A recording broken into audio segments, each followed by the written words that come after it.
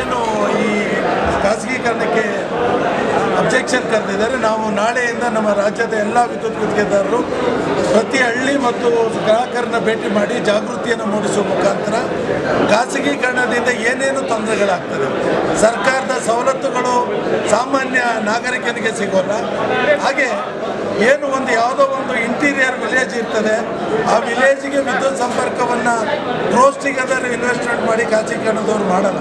ಅವ್ರಿಗೆ ಎಲ್ಲಿ ಲಾಭ ಇರ್ತದೆ ಅಲ್ಲಿ ಅಭಿವೃದ್ಧಿಯನ್ನು ಮಾಡ್ತಾರೆ.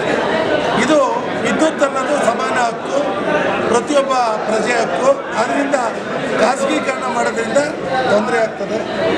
ಮತ್ತು ಈ ವಿದ್ಯುತ್ ಇಲಾಖೆ ಏಷ್ಯಾದಲ್ಲೇ ಫಸ್ಟು ಕರ್ನಾಟಕದಲ್ಲಿ ವಿದ್ಯುತ್ ಬಂದಿರೋದು. ಸುಮಾರು 100 ವರ್ಷ ಇತಿಹಾಸ ಇದೆ. ಈ ಒಂದು ದೊಡ್ಡ ಜಾಲವನ್ನು ವಿದ್ಯುತ್ ಜಾಲವನ್ನು ಮಾಡೋಕ್ಕೆ ಲಕ್ಷಾಂತರ ಕಾರ್ಮಿಕರು ಬಲಿದಾನ ಆಗಿದೆ.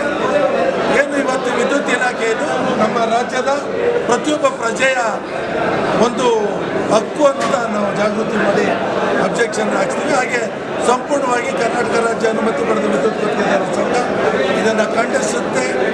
ಒಂದು ವೇಳೆ ಖಾಸಗೀಕರಣವನ್ನು ಮಾಡಿದರೆ ಬೃಹತ್ ಹೋರಾಟವನ್ನು ನಾವು ಈ ರಾಜ್ಯದಲ್ಲಿ ಹಮ್ಮಿಕೊಳ್ತಾ ಇದ್ದೀವಿ. ಅದಕ್ಕೋಸ್ಕರ ಇವತ್ತು ನಮ್ಮ ಇಡೀ ರಾಜ್ಯದ 31 ಜಿಲ್ಲೆಯ ಪದಾಧಿಕಾರಿಗಳು ನಮ್ಮ ಹಿರಿಯ ಮುಖಂಡರುಗಳನ್ನ ಕರೆದು ಸಭೆಯನ್ನು ಮಾಡ್ತಾ ಇದ್ದೀವಿ. ಮತ್ತು ಬಿಫೋರ್ KRC ಏನು 23 ಇದೆ, ಅದರ ಮೊದಲು ಒಂದು ದೊಡ್ಡ ಮಟ್ಟದ ಹೋರಾಟವನ್ನು ಫ್ರೀಡಮ್ ಪಾರ್ಕಲ್ಲಿ ಮಾಡೋ ಮುಖಾಂತರ ಮಾನ್ಯ ಮುಖ್ಯಮಂತ್ರಿಗಳಿಗೆ ಒಂದು ಮನವಿಯನ್ನು ಕೊಡುವಂಥ ಕಾರ್ಯಕ್ರಮವನ್ನು ನಾವು